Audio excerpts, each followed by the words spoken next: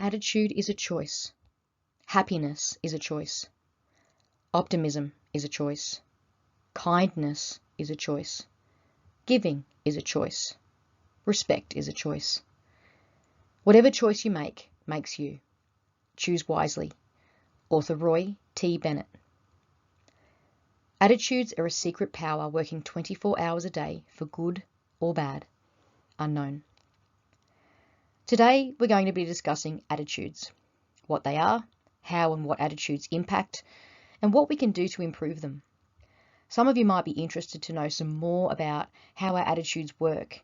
Some of you might be looking for some strategies to assist with improving your attitudes. And some of you might be wondering how this relates to you, because you might think your attitude in general is already pretty good.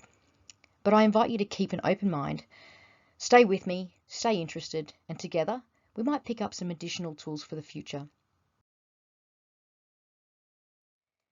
So what is attitude? Do you think you could have a guess as to what it might be exactly? The word attitude has its origin in the Italian language. Back in the 17th century, it meant fitness, posture, or disposition. The definition from the Cambridge Dictionary says it's a feeling or opinion about something or someone, or a way of behaviour that's caused by a feeling or opinion about something or someone. So why are attitudes so important? They're like a mental filter. Attitudes can be a real and significant psychological influence on what we do and how we perceive the world. Our attitude is influenced at a social level, from our relationships to our culture, social media, and media in general. Your attitude is influenced by loads of aspects of your life, your general perception of how you view the world, and what your actions might be in day-to-day life, because they're actually linked to the way that we develop as humans. It's linked to your values, it's linked to your goals, your language, and even your emotions. And we've all come across those people that are, excessively optimistic or really pessimistic. An easy way to think of how attitudes are driven are from the ABCs of attitude. That is A for affective, meaning emotional or feelings. B for behavioral or disposition, the way that we act or what we do. And C for cognitive, our thoughts, our beliefs and ideas. That is what we think about.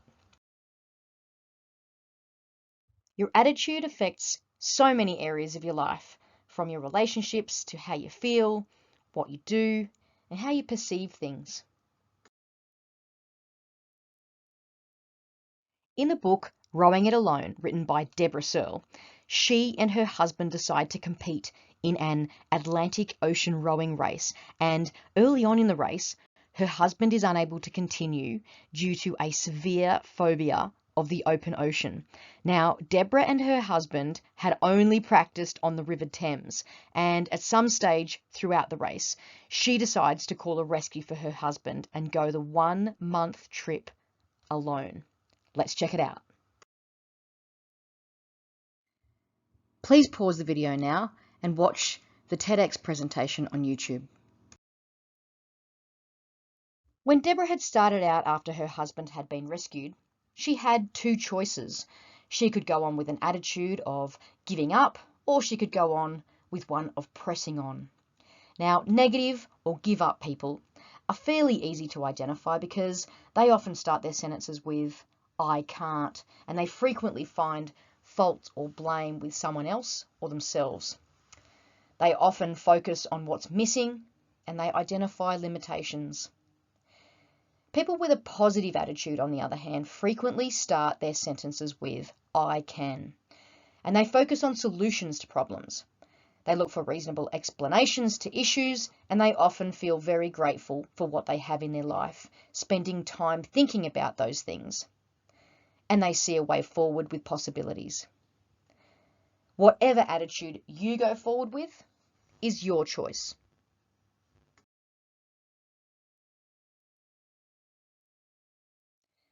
Have you ever heard of the law of attraction? In a somewhat spiritual way of thinking, what you focus your attention on is what you bring to yourself. But it's not just that simple. The way I like to look at it is what you put out in intention and attitude, you also bring back to yourself.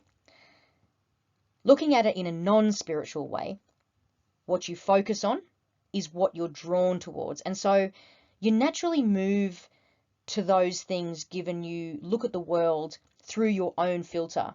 You'll always see the world with that filter. Either way, whichever one you believe, it doesn't really matter. But I do think both views have merit. And for the law of attraction, I really love this quote by Dr. Norman Vincent Peale. You are not what you think you are, but what you think you are. Having a good attitude is a good start to resilience. It's about setting your intentions, being grateful, surrounding yourself with the things that make you feel good, taking time to laugh, taking time to assess where your attitude's at and deciding if you're happy with that or not, and no self-judgment. Like Deborah Searle in her boat in the Atlantic, it would have been really easy for her to quit. Her trip should have only taken 6 weeks, but it took her 3 months.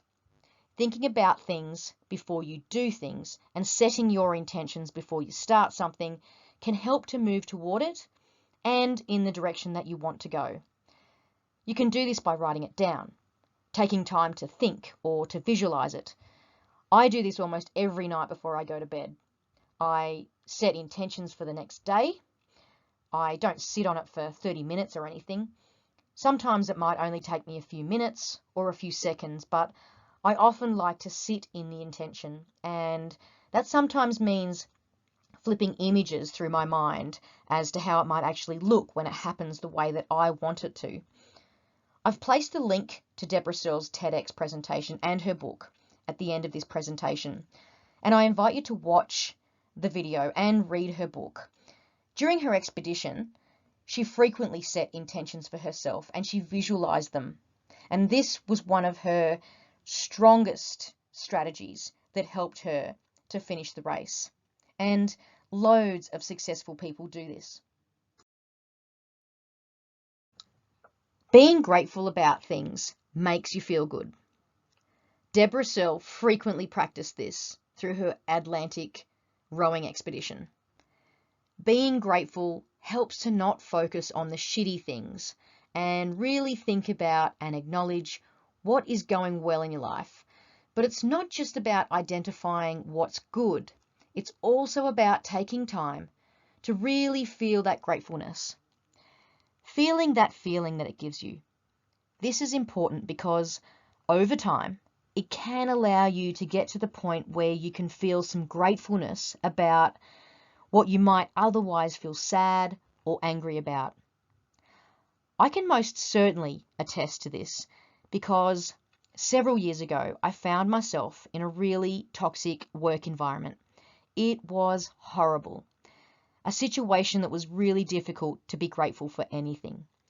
But several years on, I am grateful for my experience because in the work I do now, I can better relate to people. So it has helped the development of my people skills. There has been plenty of research about gratitude, and some of the most well-known research has come from Dr. Martin Seligman, the father of positive psychology. Dr. Martin Seligman recommends a daily practice of writing 3 things that you're grateful for and why you're grateful for them. Surround yourself with things that make you feel really good. Surround yourself with things that make you feel happy, cozy, feel loving, and things that make you laugh. You could put up artwork, quotes. For example, I like Tony Robbins' quote, "Where focus goes, energy flows." I painted my lounge room wall a bright yellow because it's my favorite color and it makes me feel great. I have the word love in big letters in my living area, and I only place things in my general vicinity that make me feel good. Go for walks in nature, interact with animals and people that you like to be around. Take time to actively laugh out loud frequently. Go to comedy shows, watch them on Netflix or YouTube. Changing your attitude can be good to start by changing your state. It's hard to have a rubbish attitude when you don't have a matching state. Assessing yourself is not about judging yourself.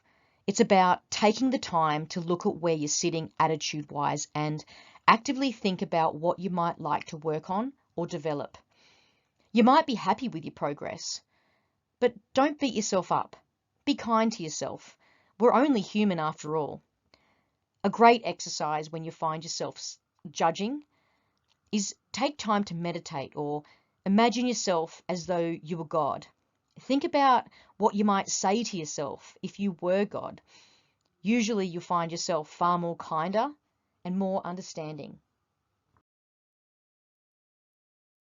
How do you keep a good or positive attitude? You might like to take the time to have a think about it and write it down.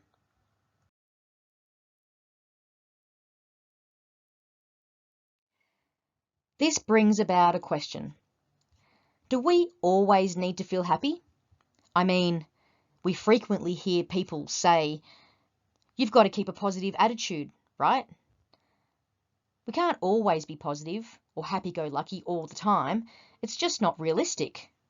We have hundreds of thousands of emotions, and emotions are important, not just the feeling of happiness. Even sadness is important. You need time to feel your emotions. Take time to talk about and process them.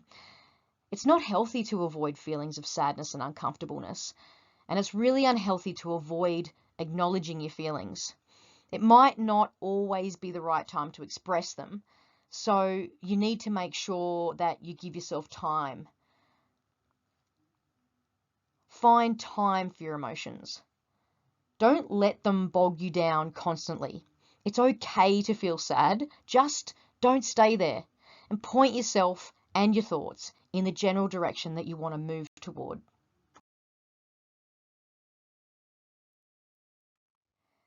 And don't forget, attitude is everything. The only disability in life is a bad attitude.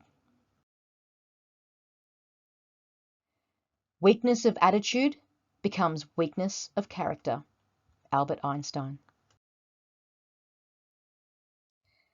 The greatest revolution of our generation is the discovery that human beings, by changing their inner attitudes of their minds, can change the outer aspects of their lives. William James.